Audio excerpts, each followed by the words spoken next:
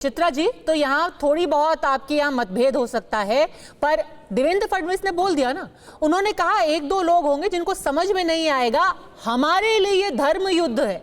अभी धर्म युद्ध चल रहा है महाराष्ट्र के अंदर। नमस्ते पद्मजा जी, आपको मेरी आवाज आ रही है? बिल्कुल साफ आ रही है, बोलिए चित्रा जी।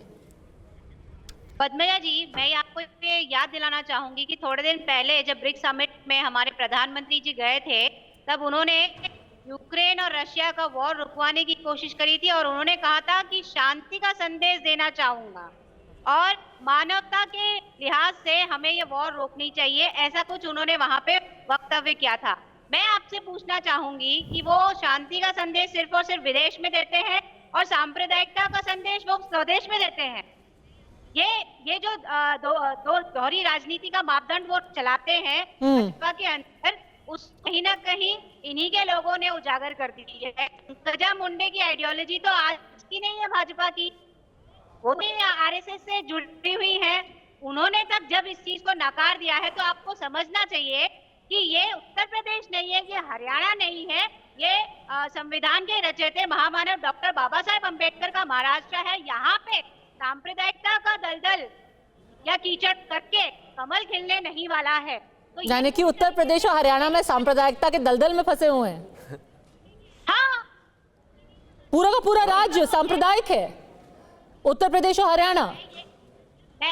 जब इन लोग ने कहा कि हरियाणा में इनके जो स्टेटमेंट है उसके लिए 63% स्ट्राइक रेट रहा है, तो आप क्या समझिएगा कि लोगों ने सिर्फ इनके इस पटेंगे तो पटेंगे के ऊपर पता नहीं मीडिया में मतलब अब पूरे राज्य के ऊपर ये मतलब मुझे समझ में नहीं आया कि क्या कहना चाहती हैं आप एक राज्य के इलेक्टेड चीफ मिनिस्टर अगर ऐसा संदेश देते हैं तो क्या समझना चाहिए? आप ही बताइए फिर। नहीं, आप बताइए, आपकी समझ के हिसाब से आप क्या कह रहे हैं?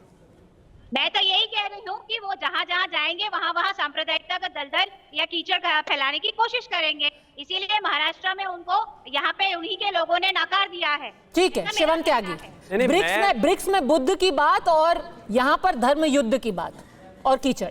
सबसे पहले तो मैं एक चीज कहना चाहता हूं, ये भी शांति का ही संदेश है भाई। इसमें अशांति किसी को कहां नजर आ रही है? हिंदू हमने नहीं बोला, मुस्लिम हमने नहीं बोला, देश की हम बात कर रहे हैं, देश की सीमाओं की हम बात कर रहे हैं, लोगों की हम बात कर रहे हैं, सबको कह रहे हैं कि एक रहेंगे तो सेफ रहेंगे, एक साथ ही रहना चाहिए। मुझे तो नहीं लगता इसमें कोई बुरी बात है, लेकिन उससे भी महत्वपूर्ण बात यह है कि अभी तक तो राहुल गांधी सिर्फ वायनाड में जाकर उत्तर भारतीयों को गाली देते थे और कहते थे कि वो जो है वो सतही लोग होते हैं। आज तो महाराष्ट्र से कांग्रेस की प्रवक्ता ऑफिशियली बैठकर कह रही हैं कि उत्तर प्रदेश हुआ, बिहार हुआ, हरियाणा हुआ, ये सब सांप्रदायिकता भरे राज्य, सांप्रदायिकता है चारों तरफ।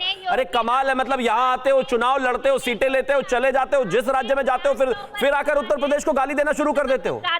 अरे आप महाराष्ट्र में हमारे बहुत सारे उत्तर प्रदेश के, हरियाणा के, बिहार के लोग काम करते हैं, कम से कम उनका तो सोचिए। नहीं, उनका तो सोचिए, मतलब कमाल बात हो गई। ऐसे नहीं होगा भाई, ऐसे कैसे होगा बताइए? मतलब यही तो सोच है, यही तो देश को तोड़ने वाली सोच है कि एक राज्य में जाओ दूसरे से लड़ा दो, महाराष्ट्र में जाओ तो गुजरात से लड़ा दो, महाराष्ट्र में बैठो तो उत्तर प्रदेश को गाली देना शुरू कर दो, हरियाणा को गाली देना शुरू कर दो, उनके वोटर्स को गाली देना शुरू कर दो। आप भाई महाराष्ट्र में भी बहुत सारे हैं उत्तर प्रदेश के लोग।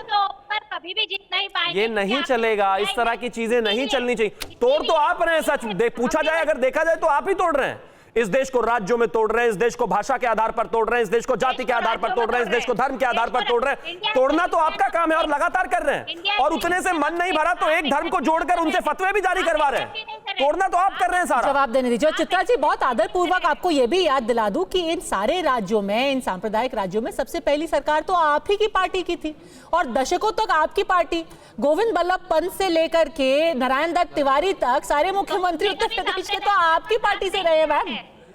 तो मैं आपको वही बता रही हूँ, मैं आपको वही बता रही हूँ कि मैंने उत्तर प्रदेश का संदर्भ योगी आदित्यनाथ के साथ जोड़ा था। आपने पूरे प्रदेश को उसमें घसीट लिया। मैंने योगी आदित्यनाथ के बयान के बारे में कहा था कि वो वहां पे अगर चला पाए। आपने फॉलो अप क्वेश्चन पूछा, उसके बाद भी उन्होंने वही कहा। मिला है।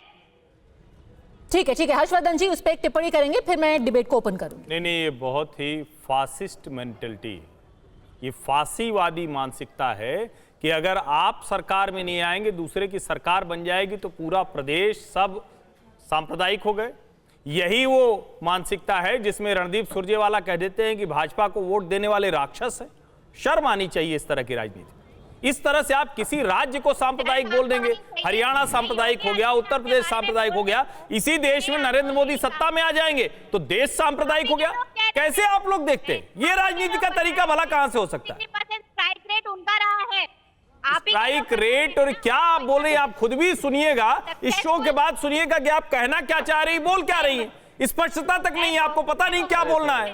राष्ट्रीय टेलीविजन चैनल पर आप कुछ भी बोले जा रही हैं। सही बोल रही हूँ, मैं बोल रही हूँ। नहीं, गलत। ही लोग बताए हैं। ठीक है हर्षवर्धन जी, 25 साल से इनके नेता को समझ में नहीं आ रहा है वो बोल क्या रहे हैं, तो ये कैसे समझेंगे? मतलब ये गलत बात है। उनको जवाब देने दीजिए। हाँ बोलिए चित्रा जी। मैं आपको वही बता रही हूँ कि भाजपा के लोगों ने ही कहा है कि हरियाणा के अंदर योगी आदित्यनाथ का ये जो बटेंगे तो कटेंगे ये वाला जो भाषण है, इसके बाद उनको सक्सेस रेट 63% मिला हुआ है। ये इन्हीं के लोगों का कहना है मीडिया के माध्यम से। इनका सक्सेस रेट उतना है ये बता रहे हैं। और ये वॉर रूम की बातें बता रही है, मुझे लग रहा है इनके वॉर रूम में ये डिस्कशन होती है। मैंने मीडिया पे बैठ के ही डिस्कशन ये सुनी हुई है और इसीलिए मैं बता रही हूँ।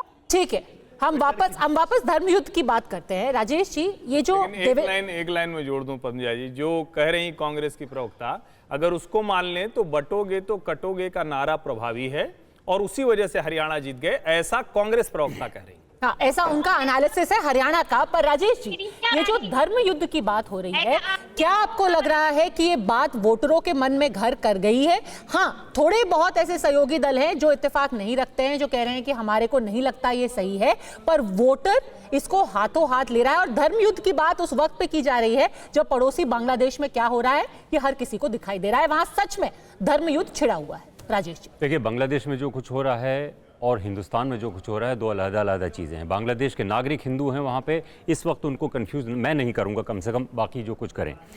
इस वक्त मुद्दा हमारे पास महाराष्ट्र और झारखंड के इलेक्शन का है। और जब 2024 में जून 4 को रिजल्ट आए थे तो भारतीय जनता पार्टी एक तरह से पूरी तरह से पीछे हट गई थी। 240 सीटें जब आई थी तो उनको लगा था कि हमारा कौन सा नारा काम करेगा।